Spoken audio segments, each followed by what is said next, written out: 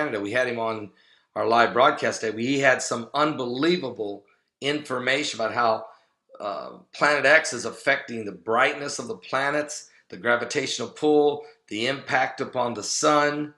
I mean, all of these things are just incredible information that he shared with us today. And also the fact that we've had a major increase in natural disasters. From 1963 to 1993, the natural disasters globally went up 410%. And folks, I can tell you, in the last 24 years, it is rising even way more. We're breaking records. Also, volcanoes.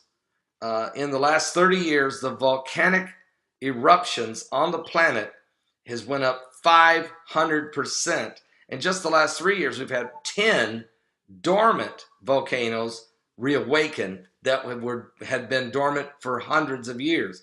Also, earthquakes have increased 400% in the last 30 years as well. And just take Oklahoma, for instance. We were averaging, for 100 years, we averaged 2 to 3 earthquakes per year in the state of Oklahoma. Last year, we had 562 earthquakes. I mean, are you serious? And so these are some of the statistics, and this is the information that scientific researcher Ken Jensen brought to the table. Now, we have a 6.9 mega earthquake has hit Fiji, and about 3 hours ago, we're still waiting on some preliminary information. The good news is it was a 396 kilometers deep. What? Thank God it was that deep. But still, we're very concerned. And oh, by the way, I mean, earthquakes are happening in the 5 range everywhere across the globe daily. And there's no question that we're having something biblical is going on with the signs of the second coming of Christ. So we just had a powerful live broadcast. I'm live right now again at my YouTube channel. I wanted to bring this information forward. This is very powerful information, and many of our climatologists, and those who study volcanism, those who are studying all of the universe that's being shaken. Is Planet X doing this? I don't know, but something is happening. The heavens are definitely shaken, so whether God's using Planet X or not, that's up to him. But I can tell you this, the signs of the end times are here. The birthing pains are taking place. Matter of fact, we were having Ken Jensen on. He's in Vancouver Island, Canada, and he had an earthquake 2 hours before he was to come on the air. They had a 4.9 earthquake right where he was at. It's just like, are you serious? And then we have a 6.9 earthquake in Fiji. So anyway, the earth is shaking and quaking. The devil's back is breaking. My mind is aching. And we're not faking, folks. That's the last days we're living in. Certainly, you want to give your life to Jesus Christ. It's just going to get worse as time goes on. Keep a close eye on what's going on. Don't miss Sunday Night Live. Sunday Night Live, my guest, BP Earthwatch. We're going to be bringing this information to the table, plus everything else he has. And of course, Sunday is the solar eclipse of the sun. And it's going to be a total solar eclipse. But guess where's the best place to view it?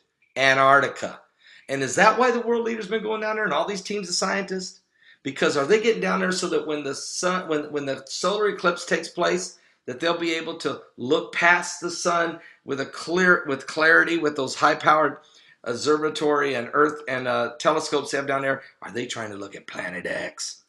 Just something to think about. Something to think about. We'll talk to BP Earthwatch about that, because that is the best location to be for this solar eclipse. And Monday, my guest will be John B. Wells, radio personality John B. Wells. He's the host of his own radio show, of course, Caravan to Midnight. Most of you know him from his extensive career at Coast to Coast on AM.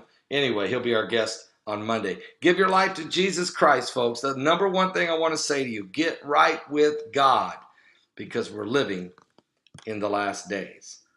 I'll be back with more current world events and how they relate to biblical prophecy. We're certainly living in the last days. Get some coffee and calm down. Where's my cup? Where is my cup? Are you serious? Are you serious? Ring of fire. Well, that's what's going to happen tomorrow night, February 26th. If you're in the southern hemisphere, if you're like in Argentina or Chile or Angola, you'll be able to see it. If you're in Antarctica, you will get the absolute perfect view.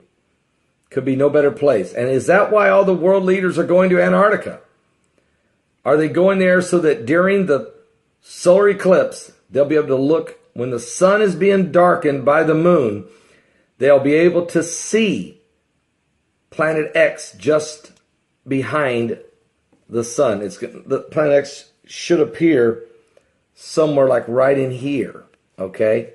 And by having this solar eclipse, it will give them the opportunity to get the telescope directly on it and get a beautiful, perfect view without sun pollution, all the light coming from the sun.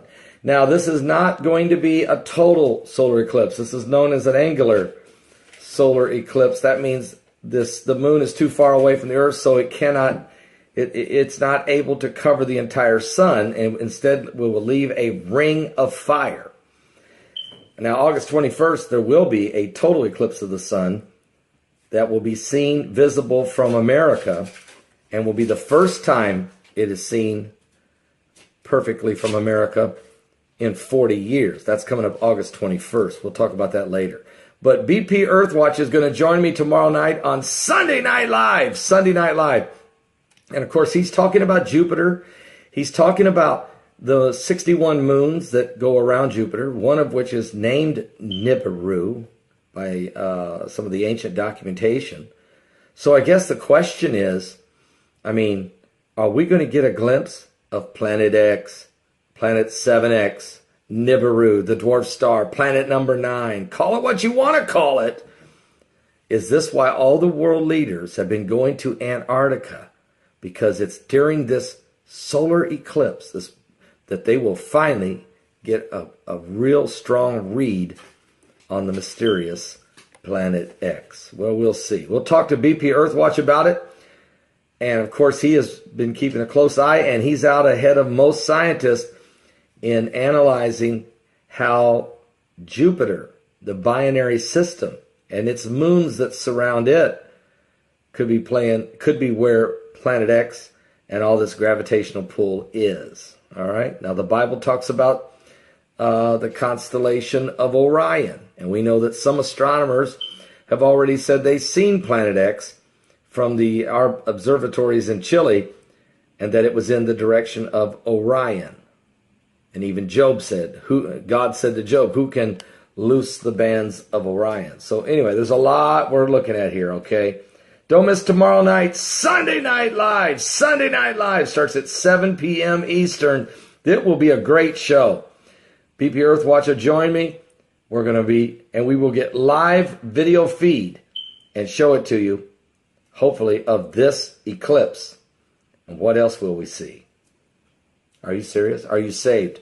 The Bible said in the last days there will be signs in the sun and in the moon and in the stars. And we might have all three tomorrow night as an apocalyptic sign of the end times. Give your life to Jesus Christ. He's coming soon. Are you serious? Are you serious, folks? Are you serious? 21 fireballs were in the sky last night, coming through our atmosphere, spotted and reported around the globe. But what was even more crazier, we had 3 asteroids go by the Earth, near-Earth objects, and one literally gave me a haircut. It was only 0.4 lunar distance from the Earth. In other words, about 120,000 miles, about 100,000 miles, right in that range. It was a small rock. It was only 6 meters. We didn't even know about it. They told us about it just a few hours before it got here. Now, there was 2 other asteroids as well, but that one that got real close yesterday was 2017 DG16. Newly discovered just a few hours before it went whizzing by. Today we have 3 asteroids, 3 that are going to go by the Earth. 1992 FE, 2017 CP1, and 1998 QK56. But the one that's the closest is the newest one, just discovered, 2017 CP1. It's going to go by the Earth. It's a big rock. It's 52 meters. I mean, this is a big rock, okay? But it's going to go by the Earth, 3.6 lunar distance. Not going to hit us. About 1,000,000 miles away. Not going to hit us. But again, near-Earth objects are increasing. Fireballs are increasing. And the notification we're getting from NASA about these asteroids are becoming more and more and more frequent. So you can go look at the chart today and say, I don't have to worry, there's no asteroid scheduled for the next 2 days. But in the next 3 hours, they may spot one that's going to go razor thin close. What? That's what I'm trying to say. The heavens are shaking. The Bible says they're going to shake. It's going to shake, and the stars are going to fall from the heavens like a fig tree cast its untimely figs when it's shaken of a mighty wind. So what I'm saying is, we're living in the last days, and the biblical narrative, the biblical prophecies of the last days are definitely playing out in every area, whether it's wars and rumors of wars, signs in the heavens, earthquakes. This is a crazy. Here's one for you. Today's guest, scientific researcher Ken Jensen. We've had him scheduled for almost a week. He lives in Vancouver Island, Vancouver Island, Canada. A couple hours ago, they just had an earthquake there, right where he's at, 4.9.